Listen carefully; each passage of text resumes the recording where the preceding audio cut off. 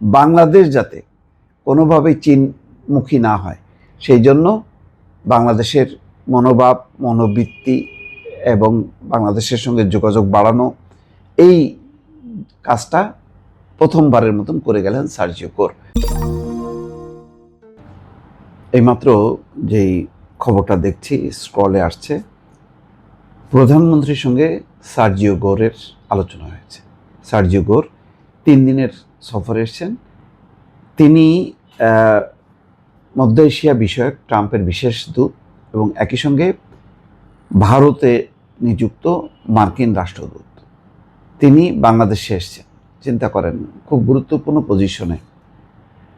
তো অর্থনৈতিক সহযোগিতা, দুই দেশের সম্পর্ক এবং অংশীদারিত্ব নিয়ে আলোচনা হয়েছে দুই দেশের মধ্যে। এটি সার্জিও গোর টেলিভিশন স্ক্রলে দেখছি যে অর্থনৈতিক সহযোগিতা, অংশীদারিত্ব এবং দুই দেশের সম্ভাবনা নিয়ে প্রধানমন্ত্রী তারেক রহমানের সঙ্গে আলোচনা হয়েছে।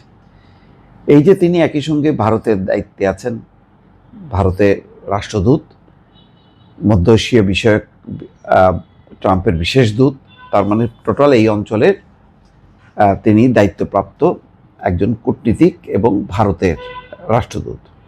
বাংলাদেশেও আলাদা রাষ্ট্রদূত আছে। তো যিনি এই সমন্বয়টা করছেন, তো তার এই সমন্বয়ের উদ্দেশ্যটা কি? বাংলাদেশে এমন সময় সার্জিও গোর সফর করছেন যখন ভারতের পার্লামেন্টে একটা গুরুত্বপূর্ণ আলোচনা হয়ে গেছে ভারতের বিশেষ কমিটিতে, যে বাংলাদেশের সাথে নতুনভাবে সম্পর্ক করতে হবে। তার সেই নতুন এই সরকারকে স্বীকৃতি দেয়া, গণঅভ্যুত্থানের পর যে নির্বাচন হলো সেই নির্বাচনকে মেনে নেওয়া এবং চীনের প্রভাব দূর করা, ভারতের সাথে বাংলাদেশের অমীমাংসিত যে সমস্যাগুলো আছে, গঙ্গার পানি বন্টন চুক্তি, সেই বিষয়গুলো যাতে জোরদার করা হয় এবং পাসপোর্ট, আবার ভিসা, দুই দেশের মধ্যে পর্যটন ভিসা চালু করা, এই কার্যক্রমগুলো নিয়ে সংসদে আলোচনা হয়েছে। আবার সেখানকার নিযুক্ত রাষ্ট্রদূত বাংলাদেশ সফর করছেন, যিনি সার্জিও গোর, সামগ্রিকভাবে দায়িত্ব আছে। এই সফর, ভারতের এই আলোচনার মধ্যে দিয়ে বোঝা যায় যে বাংলাদেশে যাতে চীনের প্রভাবটা তীব্র না হয়, চীন যাতে গভীরে পৌঁছাইতে না পারে, চীনের সাথে শুধুমাত্র যাতে অর্থনৈতিক বাণিজ্যিক, যেটা শেখ হাসিনা বলতেন যে চীনের সাথে আমাদের ব্যবসা বাণিজ্য আর ভারতের সাথে আমাদের মনের সম্পর্ক, আত্মিক সম্পর্ক। তা আত্মিক সম্পর্কটা আসলে সবচেয়ে বড় সম্পর্ক। টাকা পয়সার সম্পর্ক 2 দিনের, কিন্তু আত্মিক সম্পর্ক, মনের সম্পর্ক স্থায়ী। তো এটা অবলীলায় বলতো, এটা চীনাদের নিশ্চয়ই ভালো লাগতো না। তো পট পরিবর্তনের পর বাংলাদেশে এখন শেখ হাসিনা নেই, আছে তারেক রহমান। তারেক রহমানকে তারা সম্ভবত মন্দের ভালো হিসাবে গ্রহণ করছে। তো এখন সার্জিও গোর কী চায়? সার্জিও গোর নিশ্চয়ই চাইবে যে চীনের প্রভাবমুক্ত হয়ে ভারত এবং বাংলাদেশ যাতে আমেরিকামুখী হয়, যাতে চীনমুখী যাতে কোনোভাবেই না হতে পারে বাংলাদেশ। এখন বাংলাদেশ যদি ছুটে যায় তাহলে ভারতের শক্তি কমে যাবে, এবং যেহেতু আমেরিকার দৃষ্টিকোণ থেকে এখানে বাংলাদেশ ভারতের বিরোধ বড় কথা না, তাদের কাছে মূল বিষয়টা হচ্ছে এই অঞ্চলে চীনের আধিপত্য ঠেকানো।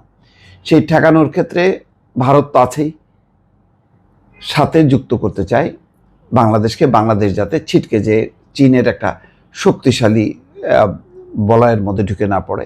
বিশেষ করে নিশ্চয়ই চীন এবং বাংলাদেশ যেই করিডোর, সেই করিডোর নিয়ে তাদের যথেষ্ট উদ্বেগ উৎকণ্ঠা আছে ভারতের।